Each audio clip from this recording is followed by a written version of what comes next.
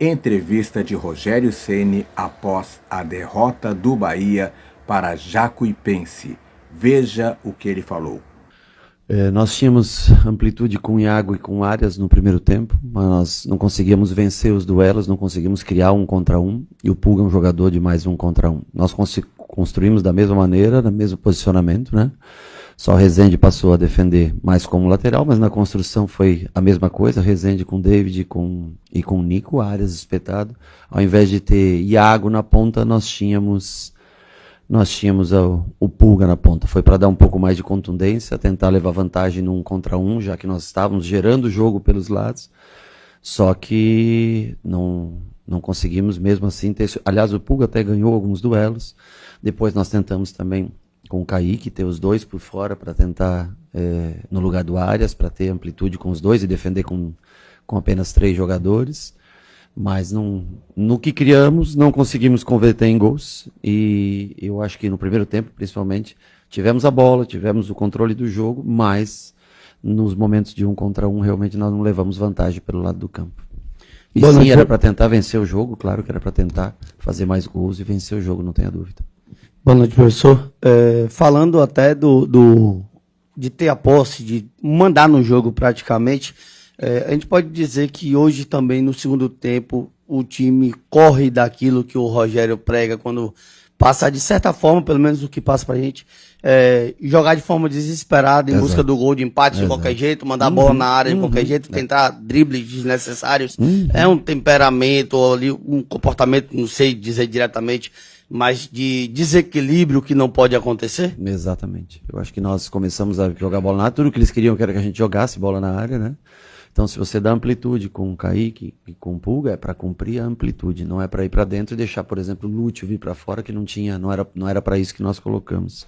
Então, assim, cumprir a parte tática é uma coisa importante. E não entrar em desespero, mesmo com muitos jogadores em frente à linha de defesa, principalmente pelos lados do campo, quando você coloca 3 jogadores, 4 jogadores, se você tiver calma, você acha. As melhores jogadas foram construídas que nós tivemos. Quando a gente entra em desespero querendo fazer o gol de qualquer... Até tivemos bons cruzamentos e Eric cabeceou acho que 2 boas bolas, nós tivemos chance, mas não de qualquer maneira. Então acho que faltou um pouco mais de calma, construir um pouco mais. Quisemos acelerar muito o jogo, às vezes com 2 contra 4, 2 contra 6, e não adianta. Você tem que ter a paciência para que todos se coloquem no seu lugar, e aí a gente trabalha a bola para ter mais gente próxima ao gol. Também, muitas vezes tínhamos a bola e enfiávamos 5 dentro da área, ao invés de vir buscar no pé e deixar 2 jogadores dentro da área para atingir o espaço. Então acho que nós nos equivocamos, não conseguimos manter a calma, não conseguimos manter a serenidade para a parte final do jogo, e isso ocasionou um prejuízo grande. As oportunidades existiram, as chances, bateu no rosto do goleiro, deu na trave, deu em todo quanto é lugar, e também não podemos nos dar o luxo de sofrer 2 gols pela primeira vez no ano. Não era jogo para a gente sofrer 2 gols como sofremos hoje. Mas, por outro lado, nós temos a obrigação e temos tempo para pensar, apesar de ter um jogo importantíssimo de Copa Libertadores, mas nós temos que voltar domingo, cabeça no lugar, e é possível reverter a situação e temos que reverter a situação. Boa noite, professor. A primeira derrota do time principal no ano, que lições o senhor tira e o senhor pode passar para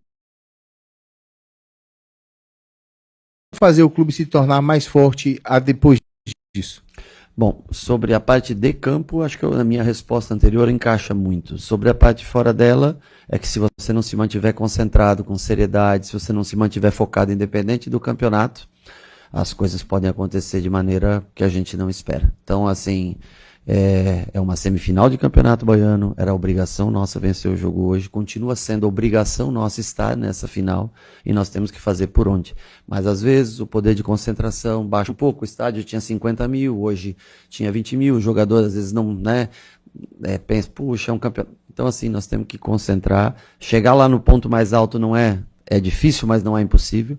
O máximo de tempo que você se mantém lá, isso é o que mostra um grande time. Então nós temos que, apesar dessa derrota, nossa responsabilidade, mas nós ainda temos tempo, temos mais 90 minutos para reverter esse resultado. Mas eu acho que o principal está aqui, no poder de concentração, de treinar da mesma maneira, de executar da mesma maneira. Vamos para esse jogo no Uruguai, quinta-feira, pensando no que nós necessitamos para quinta, e vamos ter tempo para voltar, apesar do espaço curto entre quinta e domingo, mas nós montamos um elenco que era para ter 2 times para jogar 2 competições, especialmente intercaladas como o Campeonato Baiano e Copa Libertadores. Então é nossa responsabilidade e nós temos que dar conta do recado, nós temos que se virar para colocar o Bahia na final do Campeonato Baiano.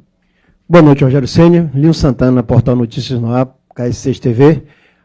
A gente falou, o colega falou agora sobre a questão do equilíbrio emocional, que é tão importante, né? Você ter uma equipe que ela precisa estar coesa emocionalmente.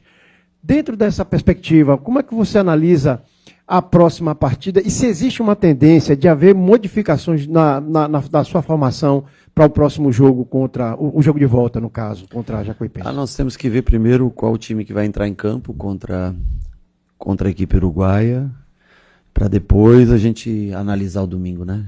O que eu digo para vocês só é que nós não podemos nos dar o luxo de ficar fora dessa final pela equipe que nós montamos. Então, mas nós vamos analisar casa a casa. Antes de jogar quinta-feira, é impossível te definir o time que vai jogar no domingo, né? Tem as questões de viagem, cansaço, espero que não tenha lesões e tudo, mas nós temos que, em qualquer formação que nós fizermos, dentro do elenco que nós temos que ir lá fazer um bom jogo, vencer o jogo e trazer a classificação. Gostaria de saber a sua opinião sobre um problema que o Bahia vai enfrentar por causa do calendário. Embora não tenha se tornado ainda muito público. Segundo o Thiago Minhoca, do canal 45 Minutos, a CBF está enfrentando desafios para agendar os jogos do Bahia contra o Ceará e contra o Confiança pela Copa do Nordeste, pois a CBF agendou essas partidas nas mesmas datas bases dos jogos do Bahia na pré-Libertadores. E de hoje até o início do Brasileiro não temos datas disponíveis para encaixar esses jogos. E pior, independente se o Bahia passar para a Libertadores ou cair para a Sul-Americana, as 19 datas disponíveis entre a primeira rodada do Brasileiro e até a data FIFA de junho estarão ocupadas por 6 jogos de competições com Conmebol, 2 partidas da terceira fase da Copa do Brasil e 11 rodadas da Série A. Além disso, o mata-mata da Copa do Nordeste está agendado para a mesma data FIFA de junho. Inclusive, a única alternativa que o Thiago Minhoca deu foi o Bahia ter que jogar com intervalo entre jogos inferior à recomendada, de 66 horas. E diante desse cenário, queria saber a sua opinião acerca dessa situação complicada que o Bahia irá enfrentar por conta do calendário e como você planeja administrar o elenco para manter a competitividade em todos esses jogos. Bom, primeiro que como não foi divulgada ainda as datas, ainda não é um problema para nós. E segundo que isso cabe à direção do clube resolver o que for melhor, seja para a competição, para o Bahia, entrar num acordo. O que nós temos que focar, nós temos que focar em resultado na próxima quinta-feira e na volta no domingo. Com relação a outras datas, aí é um problema aqui administrativo.